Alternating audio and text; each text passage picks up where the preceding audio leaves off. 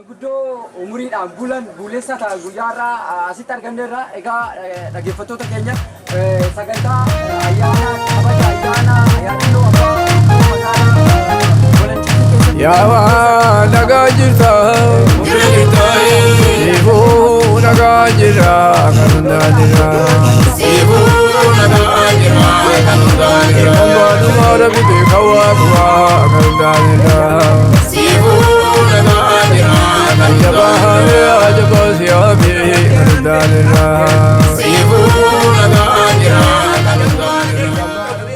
wal hubachiise abbaa gadaa dagalee abdiisa haamoo kanaan ja'ani waaqeffannaa baddee biyyaa dhabamtee badde biyyatti deebisuudhaaf amma kun asin jira umriin tiyya waggaa 72 haga dhaladhee as gahe uummatuma Oromoo walii qabuudhaaf qophaa'ee waan qabu wajjin gahee kiyya kana barsiisaa amantii waaqeffannaa uummata Oromoo galma boota kana keessatti barsiisuuf waggaa 8 lakkoofsisee as jira. Tole mee akkuma beekamu dhaabbanni hordoftoota amantii waaqeffannaa biyya kana keessatti kutaalee biyya kana baay'ee keessatti galma banatee socho'aa jira. Galma kana keessatti immoo isin gaheen akka dhaabbata hordoftoota amantii waaqeffannaatti aangoon isin qabdan maalidha? Aangoon nuti qabnu barsiisaa waliigalaa amantii waaqeffannaa kan uummata Oromoo barsiisa. Geggeessaa koree barnootaa yookaan immoo barsiisaa waaqeffannaa fi barsiisaa waaqeffannaa geggeessaa koree barnootaa akkuma jirutti galmi jiru kun nuun dhaabbate jechuun ni danda'amaa jechuudha. Aangoo akkasii qabna. Mee galmoota jiran yookaan immoo akka dhaabbata hordoftoota amantii waaqeffannaatti barnoonni kennamu kun dhaloota boru dhaloota boruutiif yookaan immoo dhaloota har'a akkasitti walitti qabamee jiru kanaaf gahee maalii qaba jettanii yaaddu? Gahee babbareechee uummata Oromoo wal qixxeessee wal taasisee walii galchee wajji nyaachisee uummanni Oromoo amantii tuu hedduu takka qabaachaa waan tureef amma horii tokkoo kun wajjin nyaatee waliin qabatee wajjin nyaachuu waaqeffannaa ufiitti waan deebi'eef gahee akkasiitti qabaa jechuudha. Mee guyyaa har'aa kana akkuma beekamu akkuma duratti jennee ayyaana yaadannoo abbaa Oromoo kabajuudhaaf jechuudha. Dhaloonni kun uummanni bal'aan kun kan asitti argame ayyaana kanarratti barnoonni kennamu maal fakkaata? Dhaloonni kun immoo barnoota kanatti hammam gammadu jettanii yaaddu? Haga lubbuu du'uutti gammadaa jedhetii yaadamataa turjaadha. Haga du'aatti uummanni kun immoo waan ifii argachuuf haga du'aatti gammada jedhetii yaada waaniin immoo hin beekuu jechuudha. Saniif barnoonni as ayyaana kanarratti har'a kennamu kan biraatiin adda moo akkamitti kennaa jirtu? Addaa jechuudha. Wal gahanii gurra nama yuuseenuun qabxii diidama lakkaawee lakkoofsisee daa'ima xiqqoo waan lakkoofsu dhageessee waan jirtu adda jechuudha. Saniin gammachuu qaba haga du'aatti. Tole mee barnoota kana bu'uurri isaa eessa? Barnoota amantii waaqeffannaa yoo dhaabbanni hordoftoota amantii waaqeffannaa amma geggeessaa jiru kan? Barnoota amantii waaqeffannaa akkuma jiru abbaa isarraa hubadhee biyya barsiisee natti dhaamee jechuudha.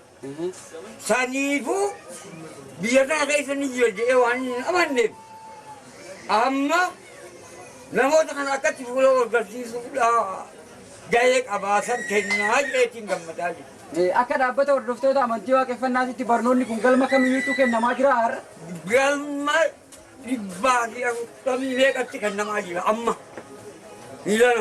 Waggaa dhufu yeroo kana walgahii jedheetiin gammachuu du'utti jira jechuudha. Akka barsiisaa tokkootitti ayyaanni har'aa uummanni bal'aan irratti argame kun egaa akkuma argaa jirru namatti tola.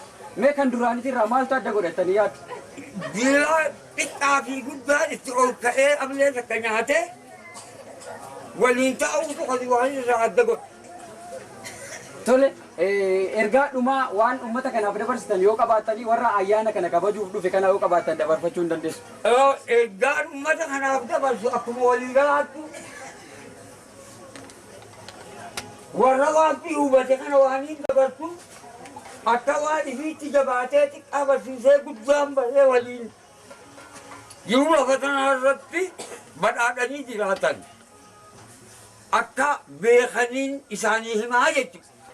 Galatooma ayyaana gaarii isiniif haa ta'u. Lee